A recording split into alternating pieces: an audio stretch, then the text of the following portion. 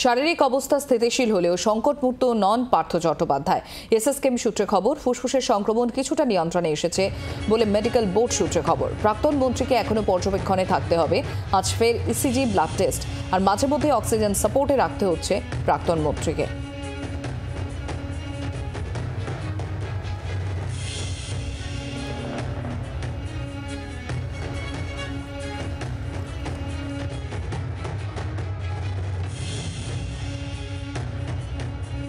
অয়ন শর্মা আমাদের প্রতিনিধি রয়েছেন আমাদের সঙ্গে। অয়ন, কি জানানো হচ্ছে এখন, কি অবস্থা?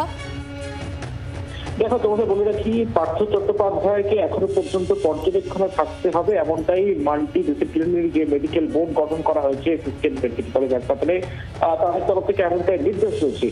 ইওডব্লিউ ওয়ার্ড অর্থাৎ ইমার্জেন্সি অবজারভেশন যে ওয়ার্ড রয়েছে সেই ওয়ার্ডে 40 নম্বর বেডেই তাকে আপাতত রাখা হয়েছে।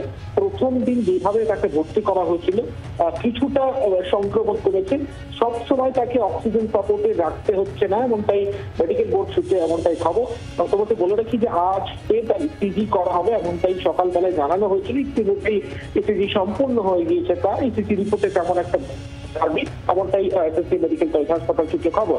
এবং তোমাকে বলে রাখি যে আজ ব্লাড টেস্ট করা হবে, বিকালের দিকে তার একটি ব্লাড টেস্ট করার সম্ভাবনা রয়েছে এমনটাই হাসপাতাল সূত্রে খবর। এবং ফুসফুসের যে সংক্রমণ নিয়ে তিনি ভর্তি হয়েছিলেন, যে বুকে ব্যথা ছিল, ফুসফুসে সংক্রমণের জায়গা কিন্তু সেই সংক্রমণের প্রভাব কিন্তু যেটা কমেছে, পুরোপুরি স্থিতিশীল বলে জানাচ্ছে না মেডিকেল বোর্ড, তবে এখনো পর্যন্ত সংকট মুক্ত নয় এমনটাই এসএসকেএম মেডিকেল কলেজ হাসপাতাল সূত্রে খবর।